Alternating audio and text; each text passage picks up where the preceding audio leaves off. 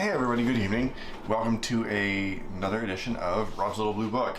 And tonight we are doing something super simple, but it's a really fantastic technique to know how to do. And it also sort of, the dish we're doing is Fettuccine Alfredo. And most people associate this dish with the Italian-American version, which is this huge fatty gut bomb with a lot of cream, like heavy cream in it, and that dish has its place. I don't want to go there, but anyway, the original dish is actually super simple, and it's named after the guy who invented it, Alfredo. I don't know his first name.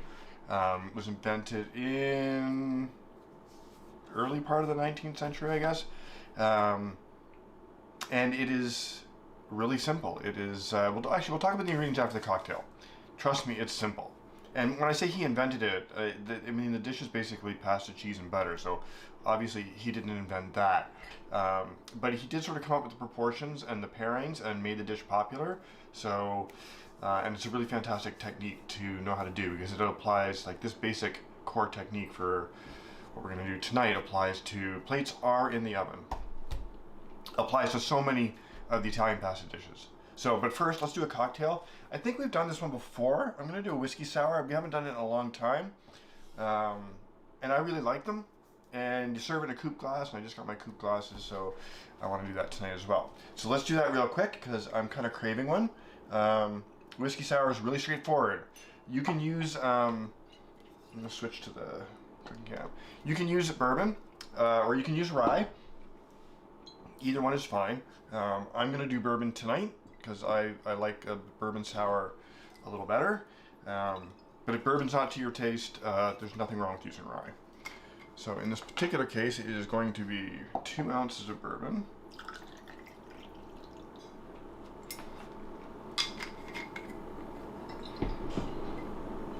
Yeah, I'm a big fan of the whiskey sour. It's I think it's just a fantastic drink. We want about ½ an ounce of lemon juice.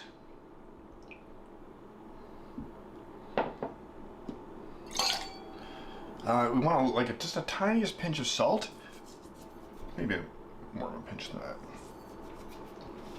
And finally, an egg white. This is what makes a whiskey sour nice and foamy, and you really can't leave it out. So if raw eggs aren't your thing, I don't know, make a gin and tonic or something.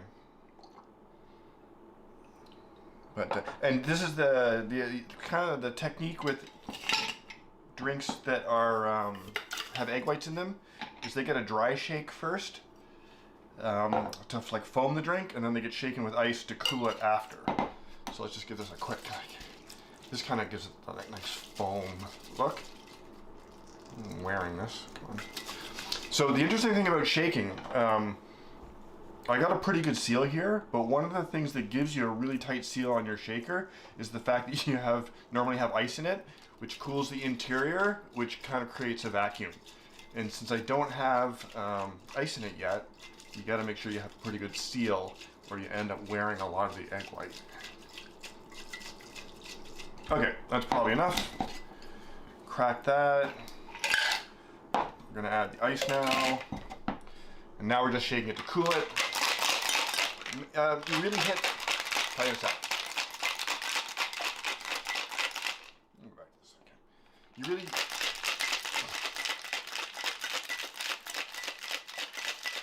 Okay.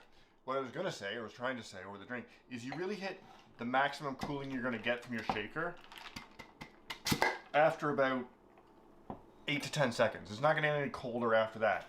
So you don't have to shake it for 30 seconds. You're not improving the drink at all.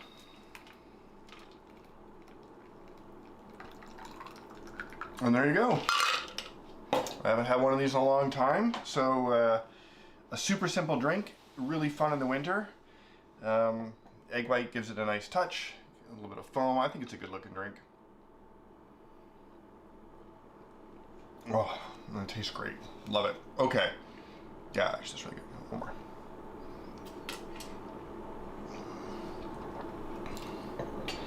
How's everybody doing in these strange times with Omicron? I know the Kingston crew. Oh, is there a lag in the sound?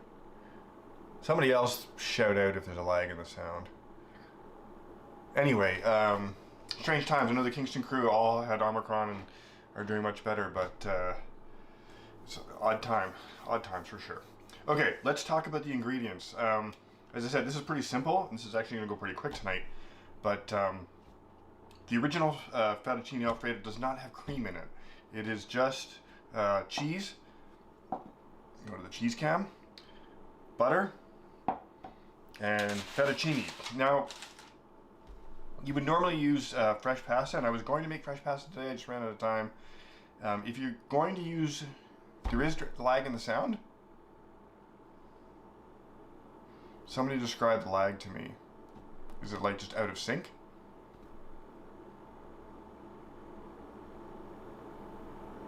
I'm not gonna have to wait for a response. Out of sync. Oh, that's great. I wonder why that is.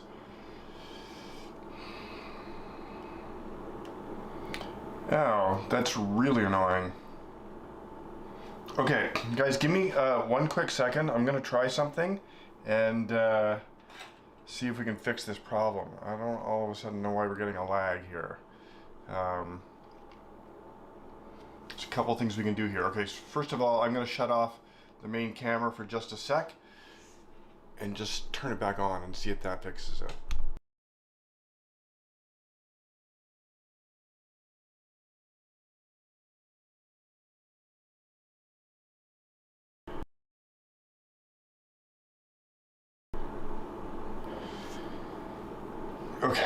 Okay, so we're testing for lag again. Did that make any difference? Hi, Selena.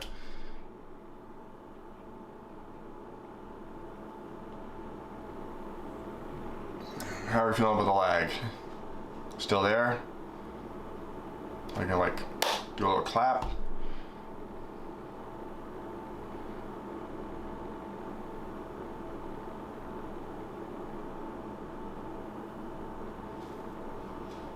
Bailey's is good. Do we have any word on the lag? Are we good?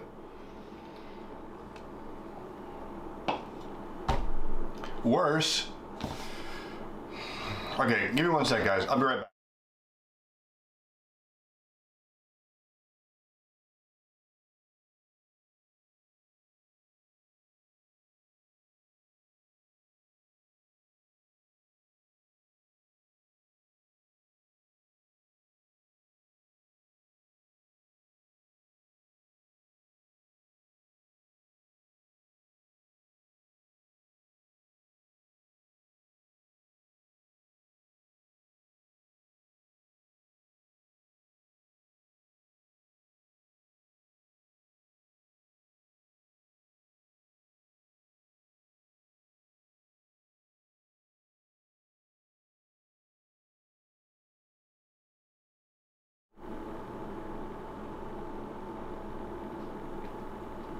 Okay, I'm back temporarily, guys. I am trying to sort this out. Just give me a sec here. I'm going to mute this.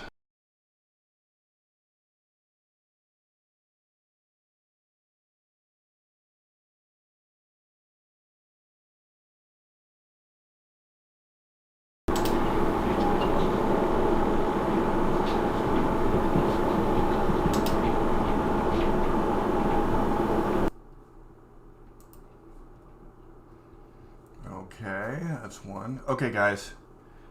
I have my old mic. I have my old mic going at the moment. Can you guys hear me okay? We synced any better?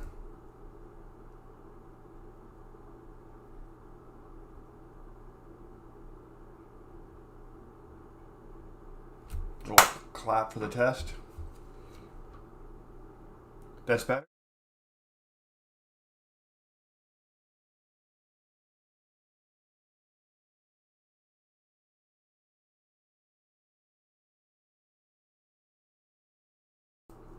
Okay, so now I have both mics. Okay, guys, sorry about that. Don't know what happened with the on-camera mic. I will look into that. Excuse me, another day. So where was I? Somebody tell me where I was. Ingredients? Oh, yes. So I'm using dried pasta tonight, but this is an egg pasta, so this is not the same as dried pasta you get in the box. This is literally fresh pasta that has just been dried out. So if you're going to use a dried pasta for fettuccine Alfredo, get like a good quality egg pasta. It'll hold the sauce much better. It's just better in every way. And really, if you have time, you should make some fresh pasta. Okay, so the other thing too is we got some butter here, which is diced. And it is important your butter is diced, and you'll see when we get into the technique part of this, because basically the cheese. Well, I can do it now actually. So we have a very finely grated parm. I ran this through a microplane, but if you don't have a microplane, you can use like the really small holes on your box grater, and that's just going to go in the dish. It's almost like making a cake actually, and you want your butter in there as well. And surface area is key here, because when we put the hot pasta into this bowl, you want the butter to melt and emulsify quickly. Okay, so I told you it was simple. Look at this. 2 of the ingredients are already done. Let's get the pasta water up, and we'll talk a little bit about what we're going to do here. So the other thing that's a little bit different about this dish is when you cook the pasta, and this is the technique part. This applies to so many pasta dishes. Is we're actually going to cook so normally when you cook pasta, they tell you to like have a huge pot of boiling water, and you're going straight to hell if the water comes off the boil when the pasta goes in, and nothing will ever work. We're doing the exact opposite here tonight. Salt the water a little bit. We're cooking in basically just a little bit of water, and the reason is we're going to use the starchy pasta water to emulsify our sauce. And if you cook your pasta in this giant vat of boiling water, the starch gets all diluted and you're not going to be able to use it. So we're actually going to cook our pasta in as little water as possible. So any questions on that? It seems pretty straightforward. The other thing too is, and you'll see as we go, you don't want to combine your pasta in the pot because it's too hot. The emulsification will break, and it'll turn into. It'll still taste good, but the butter will separate from the parm and the pasta water, and it doesn't really look particularly appealing like that. Get a timer out.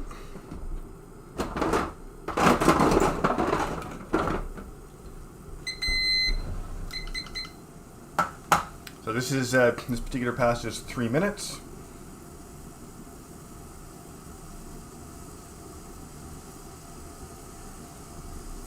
Yep, this is going to go fast tonight, guys. There's really not much to this dish, but the amazing thing about this dish is this is something you can throw together like in no time at all. For your parm, by the way, if you have a choice, this dish is better with a younger parm. You don't need to get like a 2 or 3 or 4 year aged Parmesan cheese that's super sharp. The younger, more mellow parm is a little bit better for this recipe. Don't sweat it if you don't know how to. Generally, unless you know what you're looking for on the back of the rind, it's hard to tell how old the parm is. Ask your cheesemonger how old it is, or point in the right direction. It's not a huge detail. If you don't know what kind of parm you have, as long as you have a good quality parm from a cheese guy, you're going to be fine. Oh, by the way, let's talk about just the ratio here. So if you're doing it for 4, you want 4 ounces of parm and a stick of butter. So I'm only doing it for 2, so I have 2 ounces of parm and half a stick of butter. In terms of pasta, if you have fresh pasta for 4, no, because so parm is ideal, but because you're using a younger parm anyway, Grano Padano would be fine for this, or a mix of Grano Padano. I mean, you could use a little Pecorino. Like, you have some options. All right, there's our pasta in.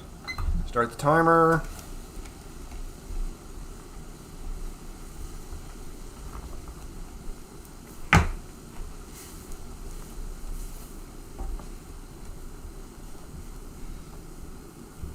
It's actually lucky that it only takes 3 minutes because this is my last gas canister for this thing, and I don't have any more.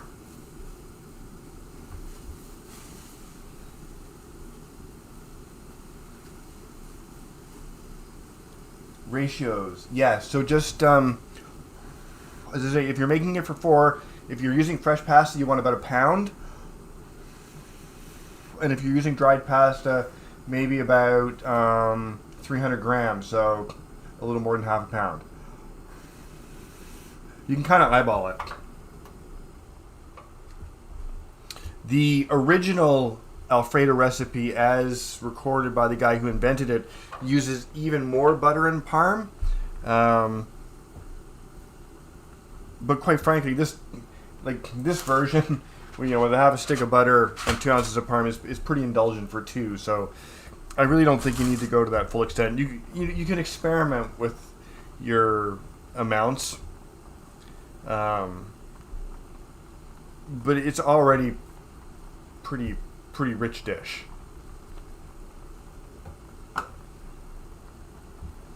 So what we're going to do when this is ready is we're going to use our spider skimmer here and the tongs, and we're hopefully going to get the pasta into the thing. Then we're going to add a little bit of pasta water and serve it up.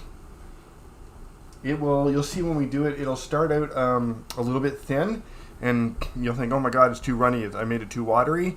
You didn't. It will thicken up and emulsify just after like a minute or 2.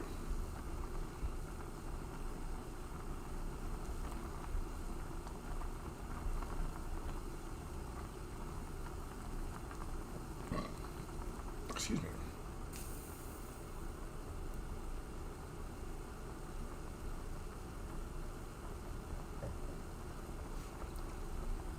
I'd really like to know why that mic didn't sync tonight. I haven't had that problem yet.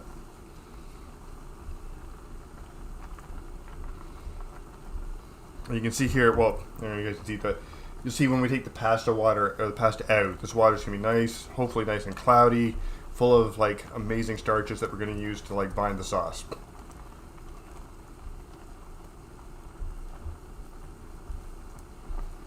So for a 2-person portion, I'm gonna use it probably like a 1/4 cup, I think, of pasta water. Seems about right. There we go. Okay. So now this goes off, and let's get this out of the...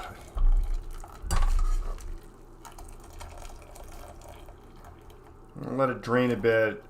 I don't want to slop it in super wet because I want to be able to control how much pasta water I put in.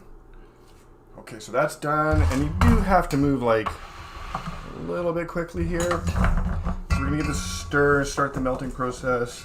Gonna add about, as I said, a 1/4 cup, which is just like a couple tablespoons of water. You can see the pasta water on the edge of the screen there. It's nice and, this is too thick, so I need just a tiny bit more. Nice and cloudy, and those starches are what bind up and give you this nice, silky, emulsified sauce. Really, now just stirring is kind of the name of the game here. And you can see, like, look at the, like, I hope you guys can see this, but we have like an amazing, creamy, emulsified sauce, and there is no butter in here. It's just cheese and pasta and butter. Sorry, not butter. There's no cream in it. This is, in a lot of ways, it's very similar to the cacio e pepe that we did the other week. So this is just going to sit for a sec, and then I'm going to serve it. We'll do our little taste test. Plates in the oven. I need a rag here. So let's actually move this out of the way.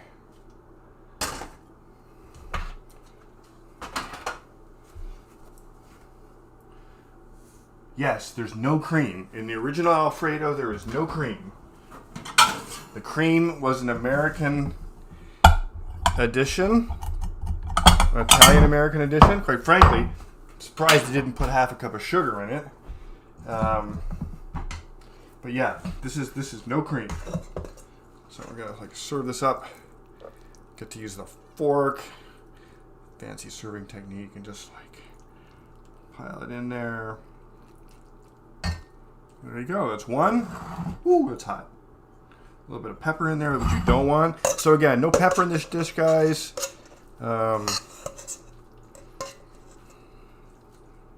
Just there we go. Well, okay, one of these portions is huge. All right. Okay, so excuse me for no pepper. It's this simple. Pepper is we'll talk about pepper in just a sec. Let me serve this one off because everybody's a little bit hungry here. Can I use this? Nope.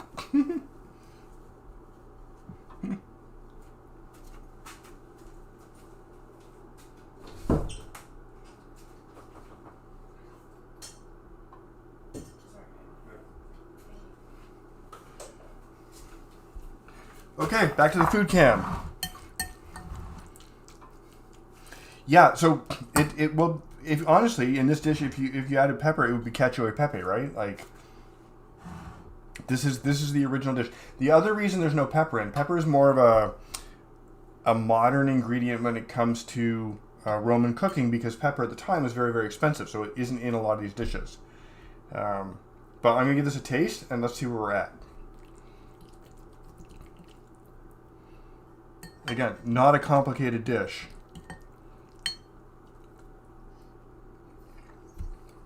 And that's great. It's so simple. Yeah. I read,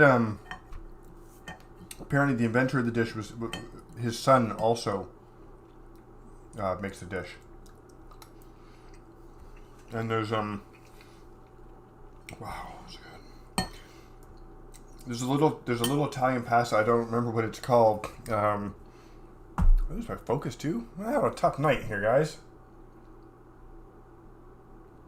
There we go. There's a little Italian pasta, the little tiny stars, and he would go over to his mom's friend's house, and it was basically their version of mac and cheese. Infinitely superior to mac and cheese. But I don't know if you guys can see, like, go back to the cooking thing here. It's just amazingly creamy.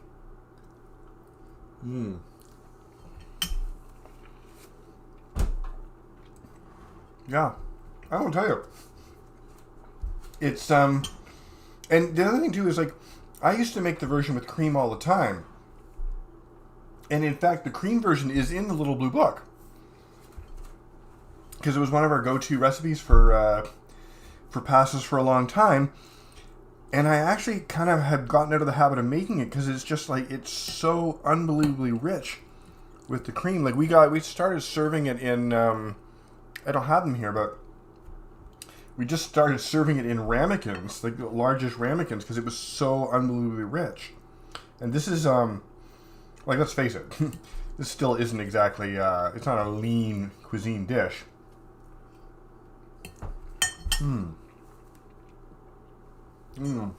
Okay.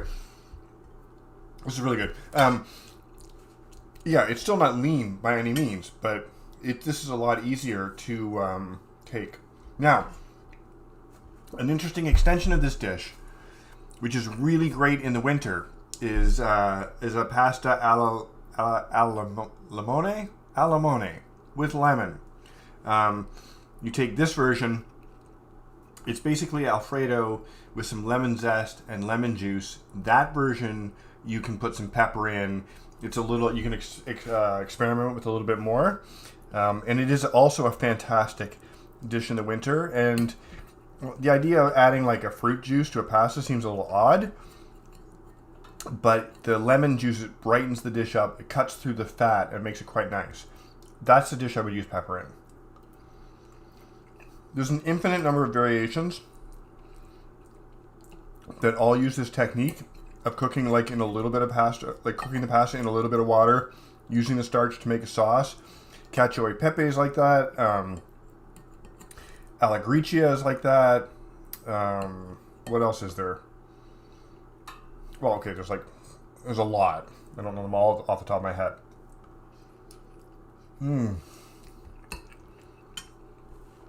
Also, the other advantage of using really good parm, and I know some of you out there have dogs, is that Parmesan ends, like these guys, are the best dog treat in the world. I don't know what it is about these. I used to save these for, like I throw them in my stocks if I was making chicken stock or whatever, vegetable stock. It's also a great addition for stock. However, now I save them for the upstairs dogs because these things make amazing treats.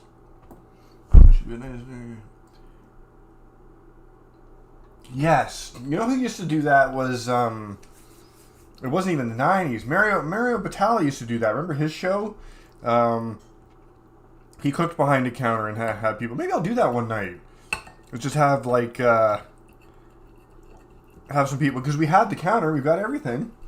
We could easily do that. And I do like cooking for people. This is really good, guys. It's also very filling. I served myself an enormous portion. I think I can do one more of these, and then I'm eating too much here, I think. Okay. So, oh wait. Yeah, Serena's right. It was Emerald. Emerald did that. I keep forgetting he's the BAM guy and not Batali, who's not. You're right, it was Emerald, and probably that was in the 90s, actually, now that I think about it.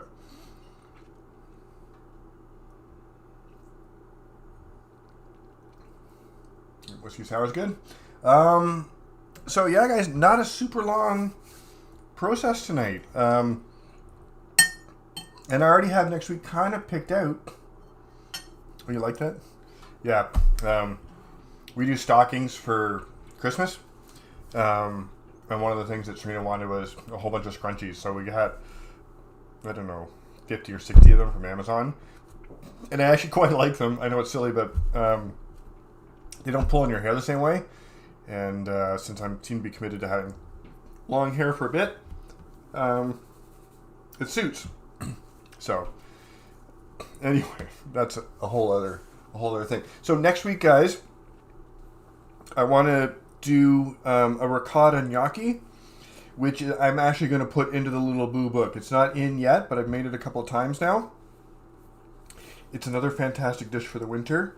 It's also super easy to make, and I'm going to do it just because it's a really, really great recipe.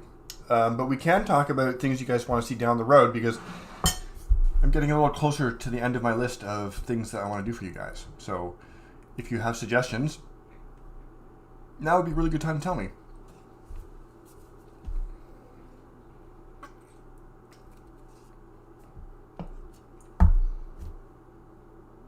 Okay, well, I'm going to go with my list then. I'm going to hang around for a few minutes. I'm not going to eat any more of this because it is really... Oh yeah, chicken souvlaki. Oh, I know why this sound was lagging. My whole internet is lagging, it looks like. Anyway, guys, no, I haven't done meatloaf. Do you guys want? But the problem with doing meatloaf though on stream though is like it has to go in the oven for so long. I could show you how to prep it, and well, it's better now. I'm sorry, I have a little outbound speed thing that keeps dipping into the red. I can show you how to prep a meatloaf and all the stuff that I put in it, and then just do the whole instant cut thing and pull a finished one out of the oven. We could do meatloaf. Meatloaf is really good. I do want to do souvlaki. We've been doing, just around here, we've been doing a lot more Mediterranean cooking. Trying to sort of lighten our diet a little bit. Although this is technically Mediterranean, but it's full of butter and cheese. But that aside, we've been doing a lot more Mediterranean cooking. I still want to do fish for you guys. We haven't done fish yet. And I want to show you guys how to fillet a whole fish, because it's fun. It's a cheaper way to buy fish. And, you know, when you buy really, really fresh fish, you kind of got to take it apart yourself. So that's another thing I want to do with you guys. So if you can think of a fish dish, I had in mind sole meuniere, which is basically like the fettuccine Alfredo equivalent of fish, because it is so simple to do. You just dredge the fish in flour and then fry it in butter, which is going to be awesome. Meuniere means in the style of the miller's wife for some reason. So I guess a lot of millers ate fish. Don't know. So yeah, there's lots of things I still want to do for you guys. And this is what I wanted to do this week, and I'm glad we got it done. So I'm going to hang around for a couple minutes. Questions now. Otherwise, I'm going to sign off. And everybody have an amazing evening.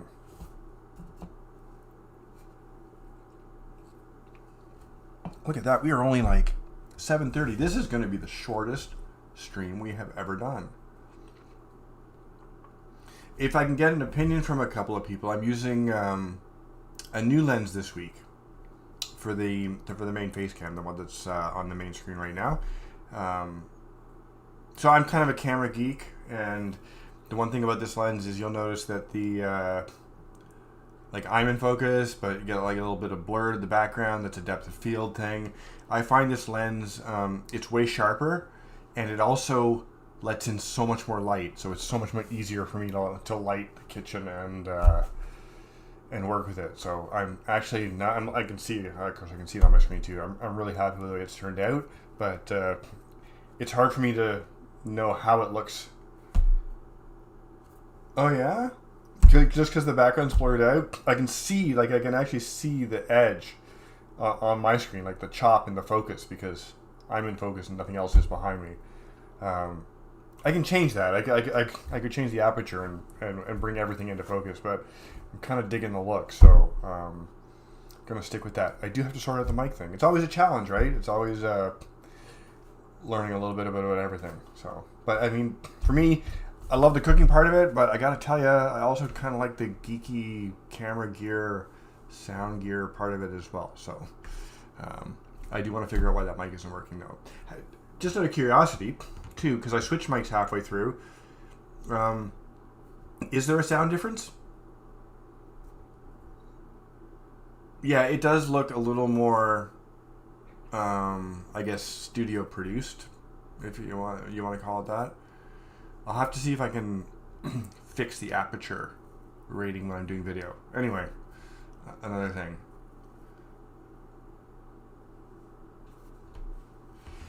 Okay, guys, that's it for me.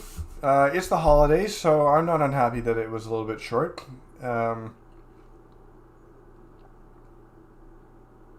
Yeah, so this mic that I had that I switched to is not quite as good as the other one. But it's not. I don't think it's a bad mic. I'm gonna switch, guys. Since you're here, I'm gonna test with you guys. I'm gonna switch mic inputs, and I want to see if the lag's still there. So. Okay, so this is back to the old mic. This is the shotgun mic that's on the cam. And now do we have a delay? Are we back to a delay?